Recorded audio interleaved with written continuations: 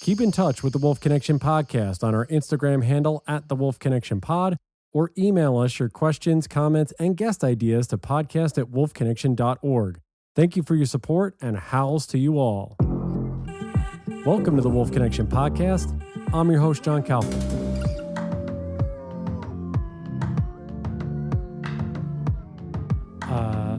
Sarah Hanafin.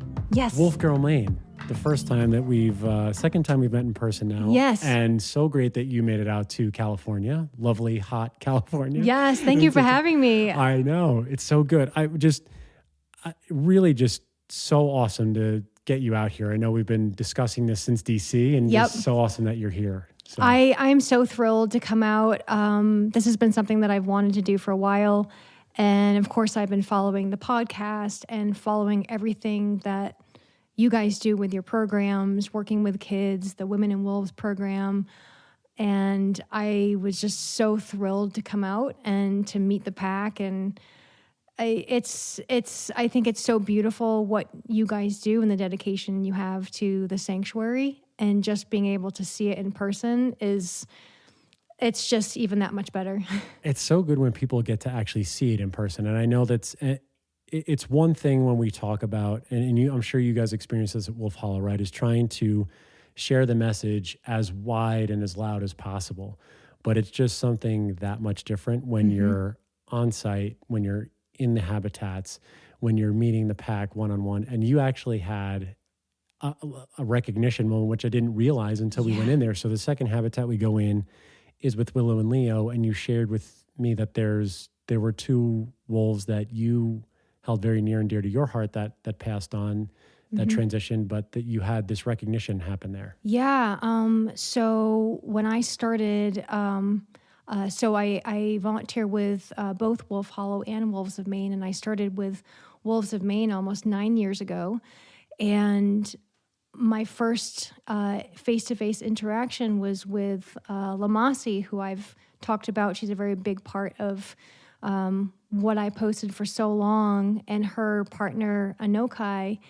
And she was, and I always say she was that mother figure that I needed in my life. She taught me so much on how to be grounded and how to be strong and vulnerable at the same time. And she passed just over a year ago, and she's still a big part of my life. And when I met Willow for the first time, looking into her eyes and her facial expressions and even her reaction to me, how she came up and immediately the nose to nose, it was almost to a T the same exact interaction that I would get every time seeing Lamasi, and the eyes and the facial expression. And it was the most beautiful moment I could have thought of. And then just a little while later, and Leo came kind of around the corner, and the second I looked into his eyes, it was like looking into Anokai's eyes. And they were both partners, so to see them as partners together, it was almost like that feeling of home again that I felt the first time I met them. Man, just go into this, because it's so nice to actually get to sit down and talk with you and hear your stories and talk about your experiences. First of all, that's just such a beautiful story to hear, and that to have that recognition and to really have that sort of transference of wolf spirit into these other wolves that are all the way across the country. Where did you, because you talk about Wolves of Maine, you talk about Wolf Hollow. How did this journey start for you? Because I know you've had this life path that is now shifting and ever changing, but how did this all begin for you? Because I don't know if we've ever really discussed it, and it's something I'd love to hear. Yeah, so I started, so I'm 46 now, and I would say when I was about 20 years old, actually even before that, growing up, I was always into animals, and I mentioned earlier when I was talking with you that they would call me Snow White, and you know, they would be like, you're just going to walk into the woods and all the animals would come over. So when I was about 20 years old, I grew up in Massachusetts. I started volunteering at Franklin Park Zoo, which is right in Boston. And it was incredible. the interactions that I have, and I was the only volunteer at the time that got to sit in with zookeeper meetings, and I actually would do research for enrichment ideas, and I would bring enrichment ideas to the keeper meetings, and I was just a volunteer. I wasn't even a keeper. I was the only volunteer that got in to go into the holding area with the gorillas, and it was this started this journey through animals. And I worked in veterinary medicine for a few years, and I worked with domestic animals, I worked with wild animals, but through my journey, there was something about making a connection with a wild animal that was so powerful. So when I had moved to Maine about 10 years ago, I saw them doing a fundraiser in front of a pet store for wolves of Maine. And I was like, oh, there's a wolf sanctuary. And so they are a rescue as well. They rescue wolves and wolf hybrids that have come from tough situations. And they knew that I was a Reiki healer. I was talking about doing healing work. And they said, we recently got these 3 rescues. Would you be open to coming to do Reiki with them? They're very stressed out. So I went there, and they said, just to warn you, they don't really like new people. They get very anxious. I sat down on the ground on the other side of the fence just for safety precautions. And I sat and I did Reiki, and I held the space, and all 3 of them came over and laid down in front of me and went to sleep. And the manager at the time, she said, we have these 2 full content wolves, Lamasi and Anokai, who with volunteers, it usually takes about a year to get in with them. And she said, how comfortable are you? I said, comfortable. She said, I'm going to take you in. These are the rules. She gave me the rules. And Lamasi came over, started sniffing me. And I had mentioned this earlier, that I'm someone who grew up with a lot of anxiety, depression. I started having panic attacks at a young age. I was just afraid of a lot of things. And that moment that I became face-to-face with Lamasi, and I had this 100% content wolf in my face, licking my face, it was the first time in my life that I felt like I was home. And I grew up being bullied most of my life. I'm an abuse survivor. And I always felt like I never really belonged anywhere. And that was the first time in my life that I said, this is where I belong. And it started me on this journey of that these animals took me in and accepted me and gave me this life back to me that I didn't know I had. I was so lost with my path, and I found my path. And then I would say a few years after that, I found that beautiful documentary by Julia Hoffman, which is Medicine of the Wolf. Yeah. If you have not seen it, please go see that. It was a beautiful documentary, but it's the first time it opened my eyes to wolf hunting and what was going on. And these wolves had become my family and had saved my life in so many ways. And from that day on, from watching that documentary, I said, these wolves have saved my life. I'm going to spend the rest of my life trying to save theirs. I mean, it's such an incredible journey just to get to that point. And you mentioned this yesterday, I think, or even whether it was on our Instagram Live or through our conversations. Yeah. You've really used your platform, your page, and just share how that started too, because that was it. Because you had an injury there, but Yeah. it follows this track of, like you said, wanting to help and give back, as opposed to only taking what the wolves are giving you. You're actually taking and then repurposing it for positivity and progress. When we talk about wolves and wolf dogs, Yeah, it's kind of, and it's still strange to me, having an Instagram that people are following and really excited about what I'm posting, because at the time, 2 years ago, I had a really serious back injury. I had a herniated disc and couldn't walk for about 4 months. And I had pictures and videos of the wolves on my personal account, and I would always try to go through my personal stuff to find the pictures to show people. And so I had nothing else to do. So I said, well, I'm just going to move all of my wolf stuff onto a page for my friends, just so when I show people stuff, they can kind of see it all in one spot. And I had maybe like 100 friends on there, and I thought it would just be something that I would share with people I know. And I started making funny videos and cute videos. And then it was during that time that I was watching all these documentaries and finding about wolf hunting, because I had all this time on my hands. So I would start posting about that. And I still remember one of my first posts that 100 people liked it. And I was like, oh, that's so great.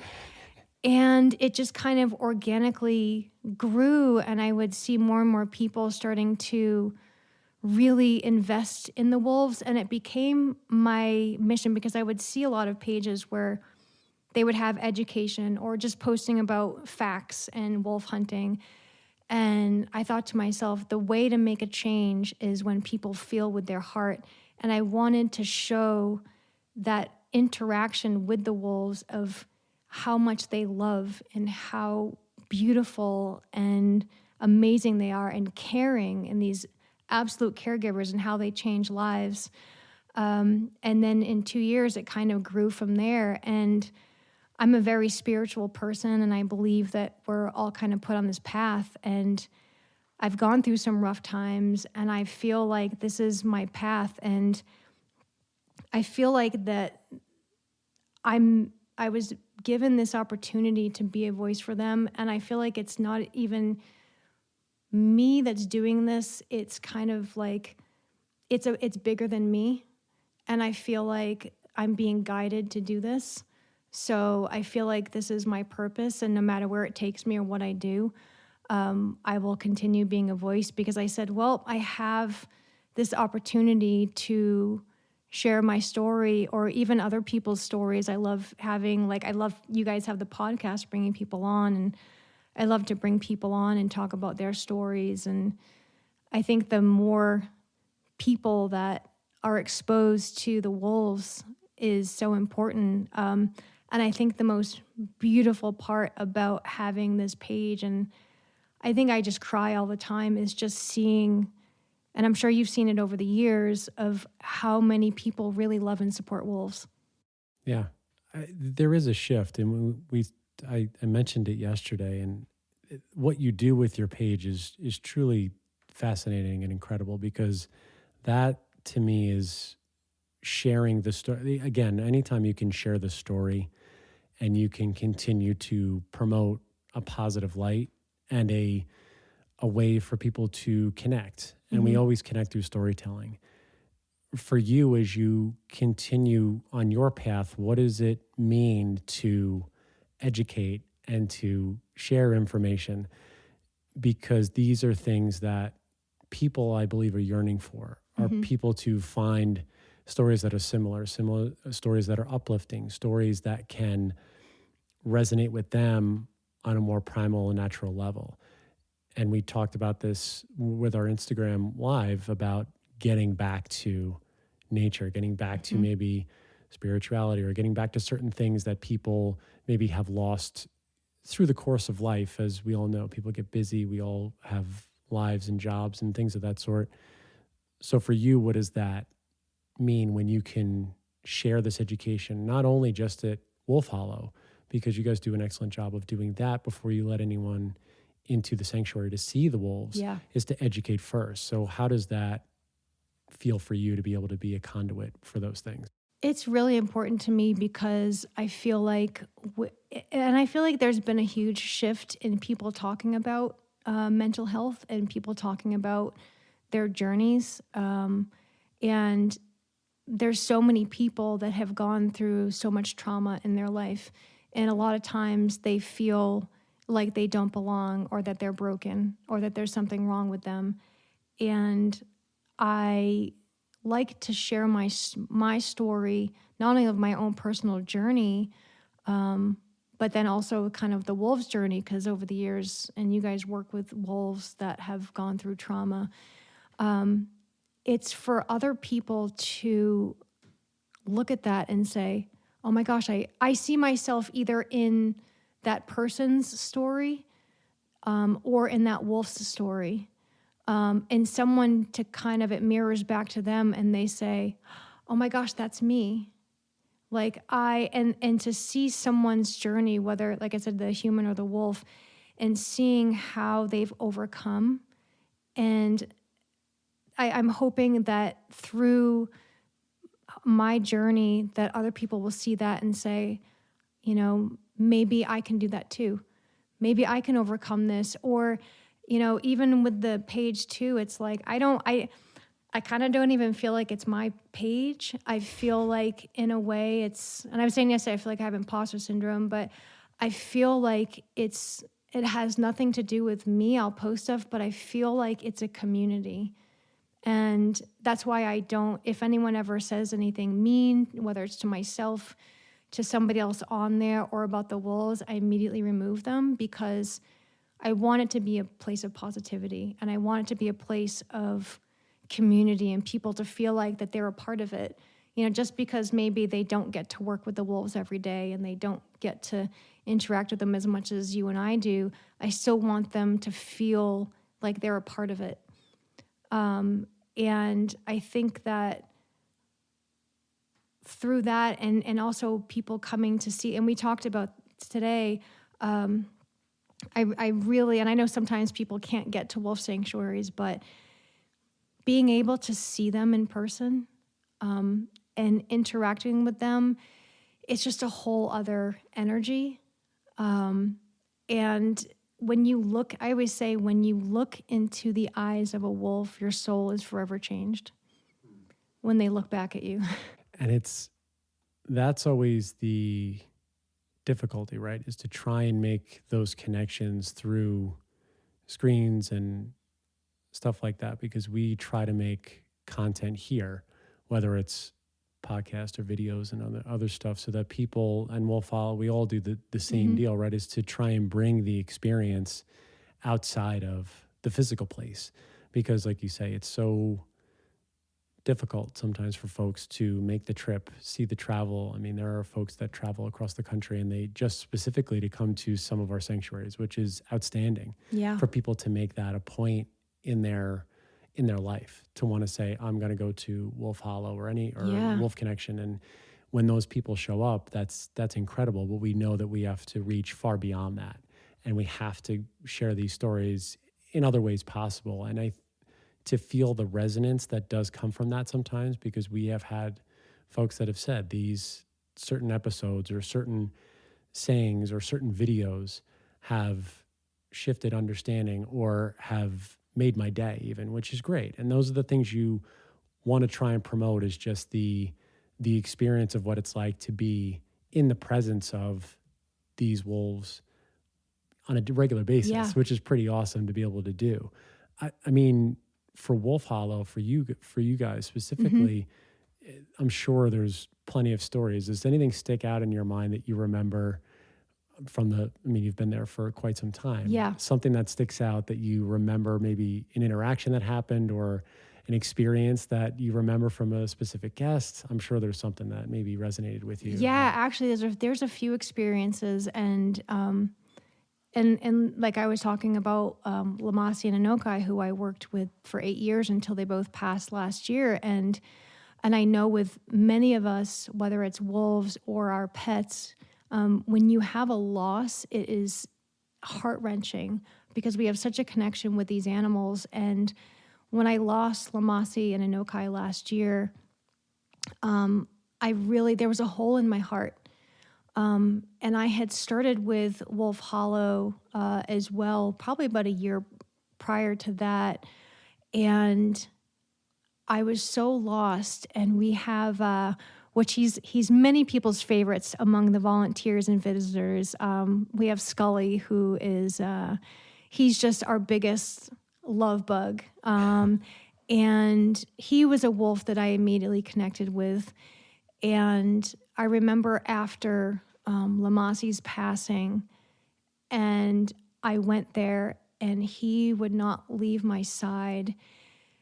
And I just remember feeling to myself, I said, Scully is putting the pieces back together in my heart that were shattered. And from being there, those wolves, and they're so in tune with our emotions and who needs it. And I'm sure you see that a lot with working with your kids' programs. And they will rally around people that really need it. And those wolves at Wolf Hollow, they rallied around me. And it was beautiful. And it was like my heart was mended from these wolves. And so that was, I would say, a moment that was really a big part for me. And then another beautiful moment, one of my really dear friends came a few months ago with her kids, and she has a daughter who's about 8 years old.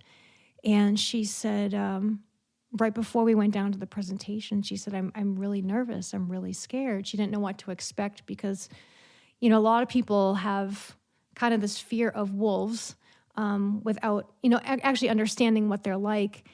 And she went down to the presentation, and my friend messaged me later that night, and she said, my daughter just came to me and said, how can I be afraid of an animal that loves belly rubs? And then the second thing she said was, I could see the universe in their eyes. And this is coming from an 8-year-old little girl who was terrified to go down there prior, and then to have such a soulful interaction.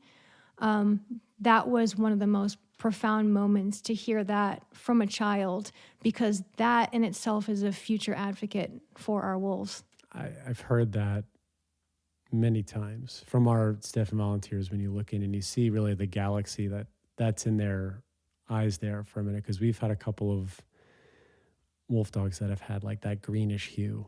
And so you can see, it looks like there's a galaxy spinning around in there.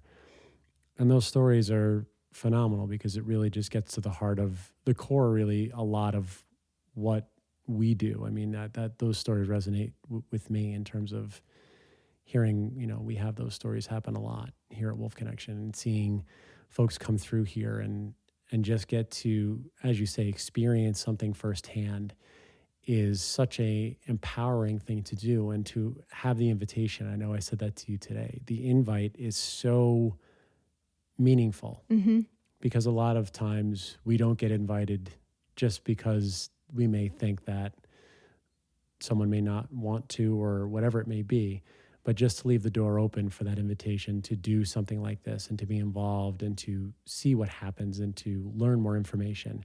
That's always the best approach. And it's worked out so well, not only in the programs and the events and, like you say, the guests and the people that come through the doors of either of our sanctuaries. Yeah. And I think that's the best part, is to be able to show everyone a different side. And it may not be for everyone, and that's okay. And I think that's the beautiful part of everything as well, is to have that invitation open to all. And so hopefully you can have as many different walks of life, people from different walks of life walk through the door and experience and take it with what they will. Absolutely. And one of the things that I love about what you guys do here is with the youth and with the women and people coming from trauma and different things. And that's something that we have been wanting to do at Wolf Hollow. And I know I talked about recently, we had the Wounded Warrior Project come out, and we're going to be doing a lot more with them, and just seeing these veterans that have gone through trauma, that have dedicated their life to something, and they're looking for that connection again, because I know with military too, it's about that connection and that the brotherhood or the sisterhood, and so when they came out to Wolf Hollow, and you could see just their eyes light up, and I think the most beautiful thing too is when, and I'm sure you have guests too, when the wolves howl, I can't tell you how many times over the years, whether it's in either sanctuary, people that actually get emotional and start crying when they hear the wolves howling. It is that call of the wild, and it's that song, and it touches your soul. And I mean, I've been hearing wolves howl for 9 years, and I still get emotional every time I hear it. And something I actually learned a few months back, which I didn't even know, is that they said each wolf's howl is like our fingerprint. And so every howl is completely different to their makeup, and each pack member will know each wolf's howl. And it's so distinctive. And I thought that's so beautiful that no wolf's howl is the same. It's so awesome. It really is. It's the best wake up call and the best alarm and the best welcome when you go through the gates for me, especially when we do any kind of a check in the morning, to hear that as you walk around and you check and make sure everybody's good from the night before. It's one of the greatest sounds on the planet. Oh yeah. Yeah.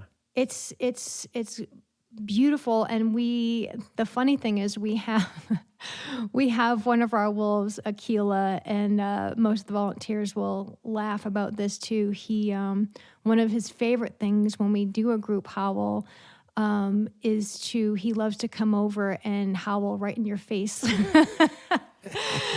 And he thinks it's hilarious. And without fail, sometimes when we're doing a presentation, he'll come over and he'll be like, "How loud can I scream in your face today?" And it's just, and you know, with over the years, and you guys have seen it, and other people that work with wolves, is they each have their own personality, and they're each completely different.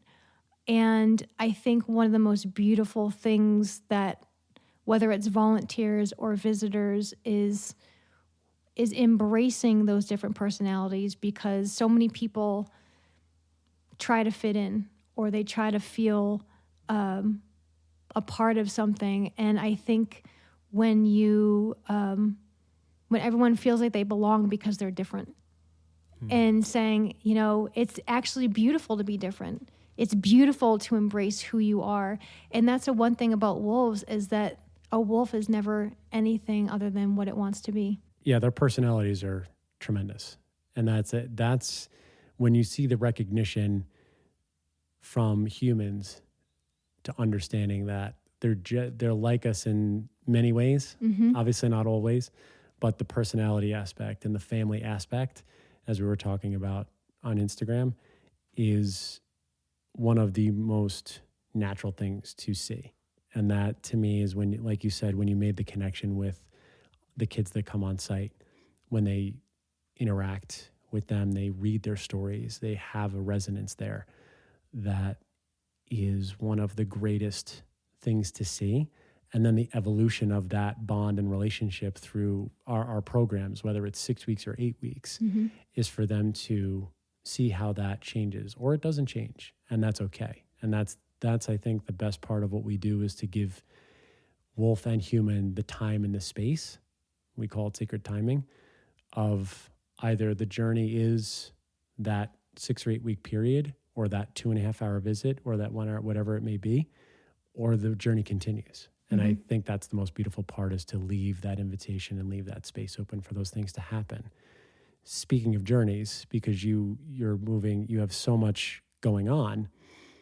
What are the next things for Sarah Hanafin? Because I know I'm wearing my Yellowstone hat in honor, because you are going to hang out with Leo in Yellowstone. So you have that going on, but just give everybody an idea of where your adventures are taking you, because I know you're still going to be at Wolf Hollow, obviously.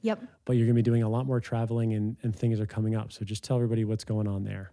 Yeah, so this has been something I wanted to do for so long. And I am finally getting out to Yellowstone next month.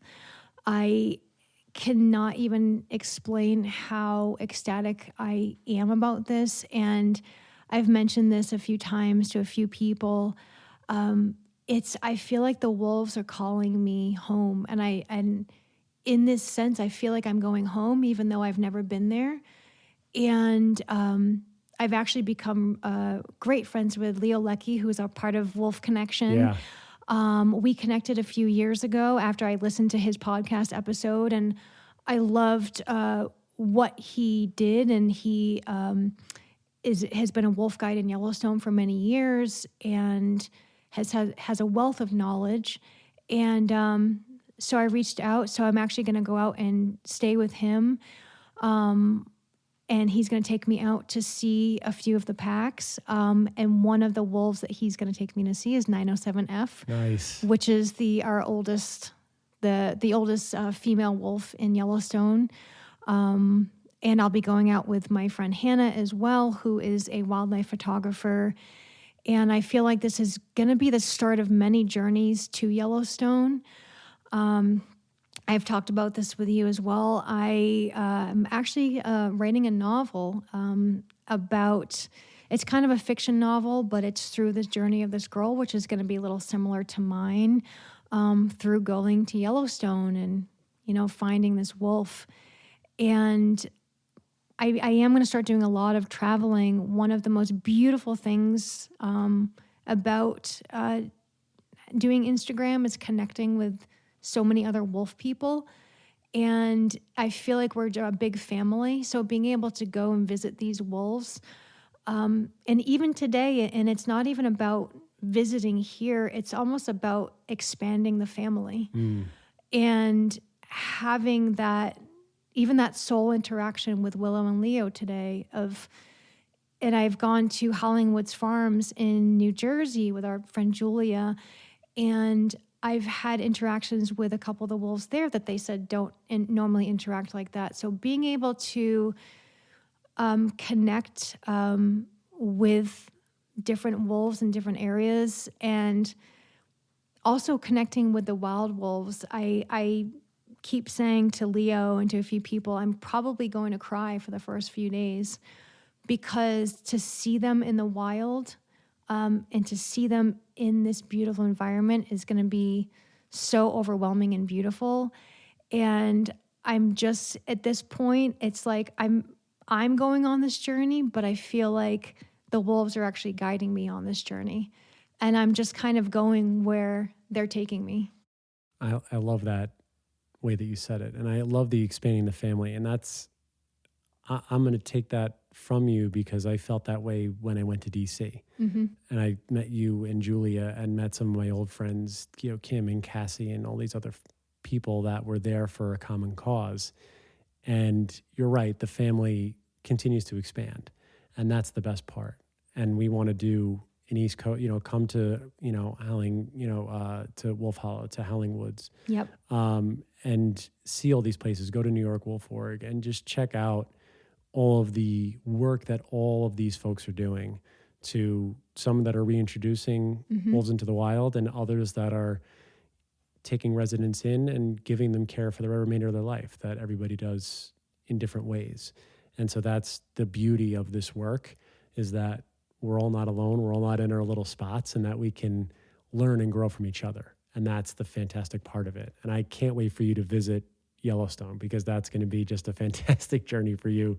And going with Leo, I mean, how much, how can you go wrong? Yeah. And I think, and you talked about that with the sanctuaries that have breed and release programs. And like I went to Wolf Conservation Center in New York, which is another incredible. Yeah, and Wolf Conservation, an amazing breed and release program. And I'm heading out to California Wolf Center this week as well. They have a breed and release program for Mexican gray wolves. And we are very lucky, because in our sanctuaries, we get to have that interaction. And with these other sanctuaries, because they are a breed and release program, they don't get to have that personal interaction, because the most important thing is to keep that fear of humans. They don't want, because once you lose that fear between a wolf and a human, they can't be in the wild, because that will be detrimental to them. Which people always ask, if they come to Wolf Hollow, will they go back out in the wild? And our wolves are all captive bred, but they would never go out in the wild because they are so used to humans. So I feel like with those sanctuaries too, that selfless dedication of dedicating also their time to these wolves, that because we get to build this kind of relationship with these wolves for their lifetime. And with them, these wolves will kind of go off on their own, and they don't get to personally interact with them. So being able to love them, and people also in Yellowstone, because they're loving them from a distance. And they're dedicating their life and their time to researching for the greater good of these animals. And one thing we talk about is putting the ego aside. And so dedicating yourself to animals that you know are going to go off, and just doing it for the greater good of the species, I think is so powerful in itself. Yeah. I mean, you're going to have an incredible time, and your journey's just beginning. As you said, like we have these journeys that it feels as though when you get to a place that we're at, whether it's Wolf Connection, Wolf Hollow, or anything else, it's this new start of the next journey, and to be able to continue that journey and to grow and expand. And it's so, again, just so wonderful to have you here and to be able to see you with our pack. And ultimately, you know, I will come and visit Wolf Hollow so I can see you and Z and check out the wolves there and everything. Just tell everybody again where they can follow you, how they can get involved, and, you know, play not only for Wolf Hollow, but to follow your journey now too and everything else that's going on. Yeah. So yeah, if you can follow me on Instagram, my Instagram is wolfgirl_Maine, which actually started out as a funny nickname from people. And I started the page and I said, well, I guess it's sticking now. And then also you can follow at Wolf Hollow Ipswich. Wolf Hollow Ipswich is their website, wolfhollowipswich.org, and then at Wolf Hollow on Instagram. And we have an incredible social media coordinator, Viana, and she's constantly posting facts about wolves and everything going on at Wolf Hollow. So they're constantly updating what's going on there. And I would love for everyone to not only follow along with my journey, but I love hearing and seeing people's comments about their own journey. And like I said, my page is, and I don't even want to say it's a community, and it's a safe place, and it's a beautiful place for people to interact. And I really hope that people feel like they're a part of it, and they're a part of not only the wolves' journey, but my journey. And I hope that can help continue to let people know that it's never too late to start over. It's never too late to begin this beautiful journey of healing. And I hope that it inspires others to chase their purpose and let it guide them. And it's really wonderful that you have helped as many people as you have already, and you're going to help so many more going in the future with all the healing that you do. And you're talking about your herbalist, and you just have so many ways of helping people, which is fantastic. And I think we need more of that. My last question, as I ask everyone, is when you hear the word wolf, what is the thing that comes to your mind? I always say, and the first word that I always think about when I think of wolves is love.